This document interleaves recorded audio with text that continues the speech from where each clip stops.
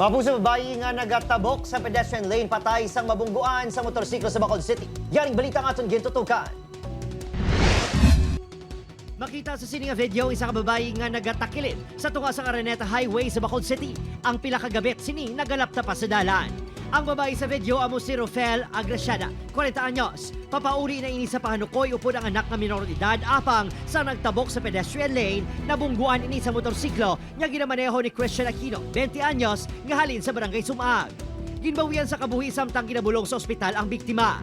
Dumadasi ko nang nga dalagan, naigo igid ang aton nga pedestrian. Kahapon, nagpasaway na sila nga aton. Sunod sa pila ka nakakita, mabaskog ang impact sa pagkabunggo sang rider sa biktima. Galagapak, bak! Tapos, Tapos naglupok sa. dayon, Paglanta na mo, galing iya sang e-bike, nagsabog iya battery sa karsada. Di may lang gani ang bata yan natiklod ya kung wala kuno abi kung tinuwagin sila. Amo na kadelikado sang dalan di. nakabunggo pa ang motor sa modernized bus kay e-bike. Rason, nga napilasan ang angkas ng motor nga si Jomari Osida, 19 anyos. Nagpaiway nga maghatag sa pahayag ang mahimata sa biktima, kasang reckless imprudence, resulting to homicide kag damage to property sa atubangon sang rider.